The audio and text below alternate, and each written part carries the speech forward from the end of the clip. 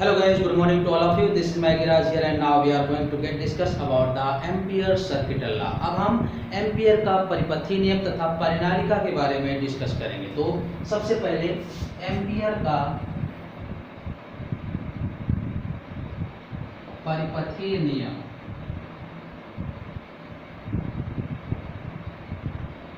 ये क्या होता है? तो एम्पियर ने इसके बारे में बताया है कि जैसे कोई चालक तार है, इसमें हमने I एम्पियर की धारा प्रवाहित की गई, ठीक है ना।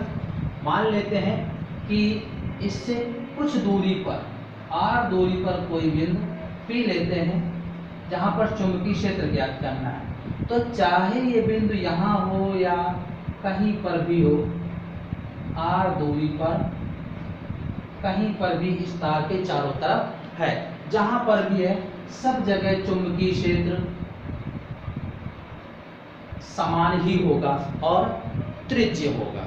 तो ये क्या है, एक सीमा हो गई, परिबद्ध सीमा हो गई। तो यही चीज बताई गई कि line according to the Ampere circuital law, line integral of the closed magnetic field, line integral of the closed magnetic field will be equal to the mu naught times of current whatever be flowing in the conducting straight wire। यानी किसी भी बंद पृष्ठ यानी समाकलित पृष्ठ okay में जो चुंबकीय क्षेत्र है उतना, ठीक है ना, उसके लिए हम बात कर रहे हैं कि line integral of the closed magnetic field, किसी समाकलित भाग का बंद चुंबकीय क्षेत्र के लाइन इंटीग्रल मतलब रैखिक लंबाई के समाकलित चुंबकीय क्षेत्र का मान जो होता है वो उस चालक तार यानी धारावाही रैखिक चालक तार जो है उसमें प्रवाहित धारा का म्यू नॉट गुना होता है। और ये जो धारा होती है ये चालन धारा होती है, conduction current. So simply we can say that the line integral of the closed magnetic field, किसी भी लंबाई से बंद चुंबकीय क्षेत्र का मान उस चालक तार में प्रवाहित धारा का म्यू नॉट गुना होता है। यही एम्पियर का परिपथी नियम है। और ये धारा जो होती है I, ये कंडक्शन करंट होती है, चालन धारा, ठीक है ना। तो मानते हैं हम कि ये कोई चालक तार है जिसमें I एम्पियर की धारा प्रवाहित की गई है। इससे स्मॉल r दूरी पर तार के चारों तरफ किसी भी बिंदु पर चुंबकीय क्षेत्र का मान B है। तो B dot dl equal to mu not I, या B डॉट dl का मान लेते हैं L है, म्यू नॉट I, और ये L का मान जो है ये पूरी एक परिधि बन जाएगी 2 पाई r। तो B into 2 pi r equal to mu not I। तो B का मान आ जाएगा mu not I upon 2 pi r, ये आ जाएगा। यदि फेरों की संख्या n है तो जितने भी फेरे होते हैं उसका उस पूरे चुंबकीय क्षेत्र के मान में गुणा हो जाता है, ये ध्यान रखिएगा। तो फिलहाल ये आया और म्यू नॉट अपॉन 2 पाई का मान होता है 2 इंटू 10 पावर माइनस 7। तो ये है एम्पियर का परिपथी नियम, line integral of the closed magnetic field will be equal to the mu not times of the enclosed current. Okay, so B dot dl okay equal to mu not I। तो ये इसको solve कर दिया, B dot L equal to mu not I, और L क्या होगा, पूरा ये परिधि 2 पाई r। तो B का मान ये आ जाएगा। अब हम इसी से रिलेटेड एक एग्जाम्पल करते हैं, अनुप्रयोग करते हैं कि माना ये कोई चालक तार है जिसमें I एम्पियर की धारा प्रवाहित हो रही है और इसकी त्रिज्या स्मॉल a है।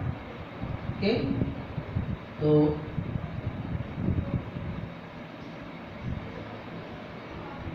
ये इसकी त्रिज्या है a। तो अब हम इस पर चुंबकीय क्षेत्र का मान ज्ञात कर रहे हैं, कब, जब ये r का मान इससे बड़ा हो, यानी यहाँ पर, और जब r का मान छोटा हो, मतलब बिंदु यहाँ पर, ठीक है ना। तो एक बिंदु मान लेते हैं P और दूसरा मान लेते हैं Q, ठीक है ना। तो ये इस तरीके से चालक तार की त्रिज्या थी, ये A। दूसरा हमने ये माना, ये है R ग्रेटर देन A, और तीसरा हमने ये माना R लेस देन A। इस बिंदु को P माना है और इसको Q माना है। तो देखिएगा, पहली कंडीशन, जब R ग्रेटर A हो, तो देखिएगा बड़ा है तो जितनी धारा प्रवाहित की गई इसके अनुप्रस्थ परिच्छेद के क्षेत्रफल में से अधिकतम उतनी ही धारा जाएगी, इससे ज्यादा धारा नहीं आ सकती। तो B dot dl equal to mu not I, तो B into 2 pi R equal to mu not I, तो B equal to mu not I upon 2 pi R, यानी इसको हम कह सकते हैं ये P बिंदु के लिए है BP, या सीधे हम कह सकते हैं B प्रोपोर्शनल 1/R। तो इसका वक्र जो होगा B और R का ऐसा होगा, ये है R ग्रेटर देन A के लिए। अब हम दूसरी स्थिति करते हैं कि जब R लेस देन A है,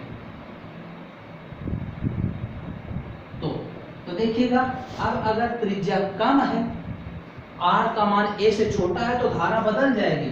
अतः कितनी चालन धारा जाएगी, I धारा तो पूरी थी, जितने क्षेत्रफल में धारा प्रवाहित की गई है आउट ऑफ टोटल एरिया, कुल क्षेत्रफल जो इसका था वो पाई A स्क्वायर था, और जिसमें धारा प्रवाहित हो रही है वो पाई R स्क्वायर है। तो ये इसका भिन्नात्मक मान आ जाएगा कि ये जो A त्रिज्या थी, इसमें पूरी धारा जो थी वो मान था I, तो अब इतने पोर्शन में जो धारा जाएगी वो कितनी होगी, तो उसका मान हमने मान लिया है I डैश, ठीक है। तो I डैश कितनी होगी, पूरी धारा का ये भिन्नात्मक मान पाई R स्क्वायर अपॉन टोटल क्षेत्रफल से डिवाइड कर देंगे, तो ये इसका भिन्नात्मक मान आ जाएगा।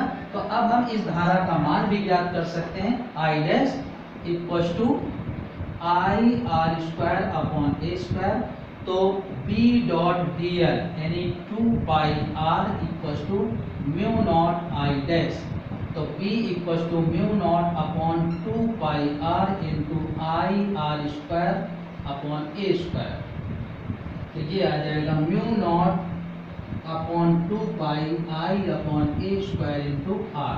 तो अब यहाँ पर B जो है R के डायरेक्टली प्रोपोर्शनल है, इसका मतलब B और R का वक्र सरल रेखिक होगा। इसके लिए R लेस देन A के लिए, तो इनका वक्र कैसा आएगा, देखिएगा, BR वक्र, तो ये है R और ये है B। तो हम ऐसा कर लेते हैं, दो स्थितियों में बांट लेते हैं, जब R लेस देन A है और जब R ग्रेटर देन A है, यहाँ तक के लिए। तो देखिएगा, जब R का मान लेस देन A है तो सरल रेखीय वक्र है ऐसा, यानी B प्रोपोर्शनल R है, और जब R का मान ग्रेटर देन था तो ये वक्र इस तरीके का आया था, तो ये इस तरीके का है, B inversely proportional to R। यानी इस जगह आपने देखा चुंबकीय क्षेत्र का मान यह है mu not upon 2 pi I by A square into R, और यहाँ पर चुंबकीय क्षेत्र आया था mu naught by 2 pi I upon R। ये चुंबकीय क्षेत्र है, तो इस तरीके से इनसे ये प्राप्त वक्र भी ऐसे है।